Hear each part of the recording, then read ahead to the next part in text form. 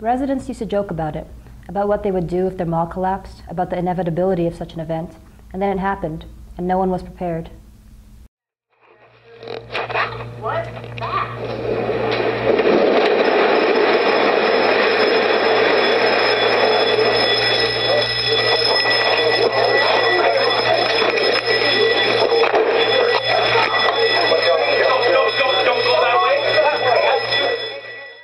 It was last Saturday, around 2:19 p.m., that a section of Elliot Lake's Algo Center Mall collapsed, leaving 2 victims buried in the debris. The local crews responded that Saturday. It was unclear how many people may have been hurt, trapped, or killed.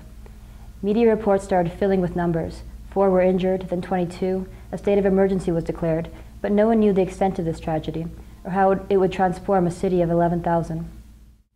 A vigil was held on Sunday night, just outside the mall. During the day, Toronto's Heavy Urban Rescue Unit reported hearing a series of taps in the debris. Someone, they said, may still be alive. The city had hope.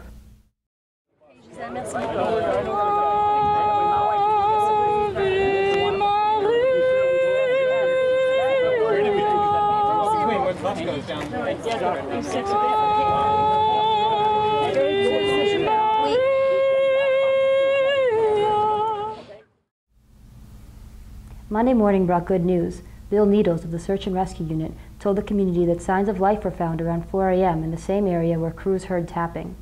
Still, there was a problem. As crews attempted to remove debris, the escalator area started shifting, a detail that would devastate rescue efforts. But at that time, early Monday afternoon, Needles was determined. Crews would be removed as engineers assessed the situation, but it was still a rescue. There was still hope. When community members filed into the 5 p.m. press conference on Monday, it was obvious that the mood had changed. Several in the front row were crying. No one expected good news.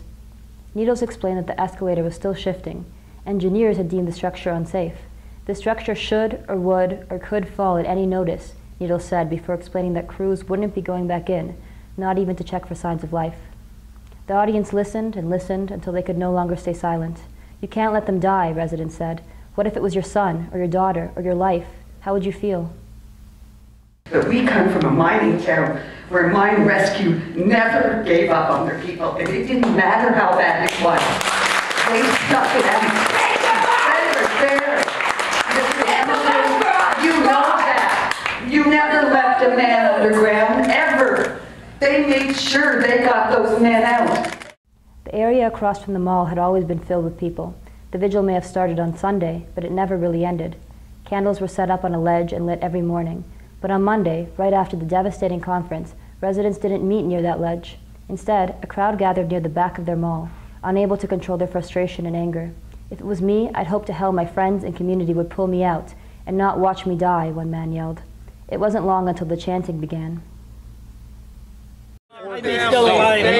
Life is still alive. Save our family, save our friends. Save our family, save our friends. Desperate for action, residents began volunteering to go in themselves. A petition was started. Everyone was willing to sign a waiver. No one was willing to accept defeat. Another press conference was called at 10 p.m. At the last conference, the city promised to explore other options. Since then, Premier Dalton McGuinty spoke to the mayor and urged officials to do just that. A plan was being formed, but no one would call it a rescue mission. Again, the area outside of the mall filled with people. Crowds were asked to stay behind a white line, but no one did. Family members of the victims pleaded with residents, asking them to listen to police, but still, nobody moved.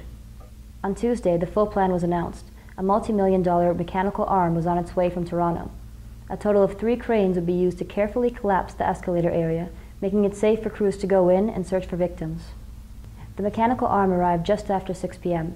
Work began soon after and lasted through the night. Hundreds watched. Some residents started decorating a tree near the site with construction paper hearts. We're just trying to keep everyone positive, one said. The escalator was finally removed early Wednesday morning. A Ministry of Labor engineer inspected the area, deemed it safe, and allowed canine crews to enter.